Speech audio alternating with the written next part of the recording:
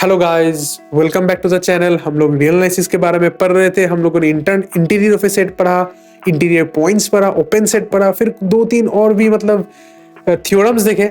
आज भी वैसा ही थ्योरम आया है कि interior of A set is a open set. तो इस प्रूफ को करेंगे कैसे? देखिए, यहाँ पर यही बोला गया कि कुछ भी सेट हो एस, आपका कुछ भी सेट हो एस, तो उस एस का जो इंटीरियर होता है एस आई, ठीक है, वो एस आई ओपन होगा। यही तुमको प्रूफ करना है। क्लियर?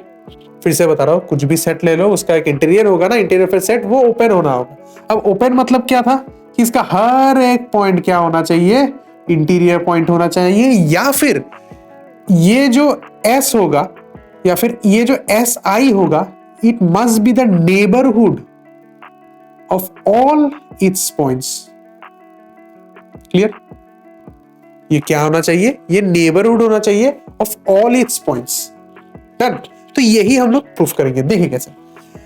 एक काम करते हैं, पहले ऑब्वियसली एक सेट ले लेते हैं S. Let S be a given set and S I it's interior. Okay, अब अगर एस आई अगर एम्प्टी होता है, मतलब फाई होता है, देन ऑब्वियसली एस आई तो ओपन होगा, क्योंकि पिछले वीडियोस में हमने इसको सेट एस्टेब्लिश किए थे।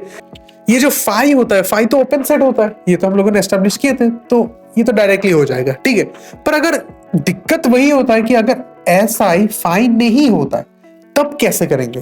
तो देखो, हम लोग एक काम करते हैं, let x be any point of S I. ठीक है, हम लोगों ने एस आई का एक रैंडम पॉइंट ले लिया। डन। अब ये जो x होगा, ये तो इंटीरियर पॉइंट ऑफ s होगा। अब क्यों? क्योंकि ऑब्वियसली x तो si का है, si मतलब interior of s। Interior of s का जो भी मतलब एलिमेंट होगा, वो तो उस s का इंटीरियर पॉइंट ही होगा ना। सिंपल सी बात है। सो यहां से हम लोग कह सकते हैं कि there exist an open interval ix, ठीक है, सच दैट x belongs to ix which is a subset of s। बोलोगी ये कैसे? अरे ये तो बेसिक डेफिनेशन है, ये तो बेसिक ओपन इंटरवल का डेफिनेशन है। सिंपल डेफिनेशन यूज कर रहा हूं, एक्स्ट्रा कुछ भी नहीं कर रहा हूं। देखने में ये हार्ड लगता है आपको, अब डेफिनेशन को अच्छे से पढ़िए, एकदम इजीली हो जाएगा ये। ठीक है, अब अच्छे से सुनो। ठीक है, अब ये जो ix है, ये तो खुद ही एक ओपन इंटरवल है, but ix being an open interval, it is a neighborhood of each of its points। ये तो सच बात है। अरे ये खुद ही तो ओपन इंटरवल है ना, और अगर ये खुद ओपन इंटरवल है, तो फिर इसके अंदर जितना सारा पॉइंट्स होगा, सभी का तो नेबरहुड होना ही होगा इसको। ये तो बेसिक डेफिनेशन है ओपन इंटरवल का। ठीक है, अब देखो, every point of ix is an interior point of ix बराबर। अरे अगर ix ओपन इंटरवल हुआ और वो खुद हर एक मतलब खुद का पॉइंट का नेबरहुड बना, तो इसका मतलब क्या है? ये ix जो है, इसके अंदर जितना सारा पॉइंट है, हर एक पॉइंट तो इंटीरियर पॉइंट बन जाएगा खुद उस सेट का, ix का।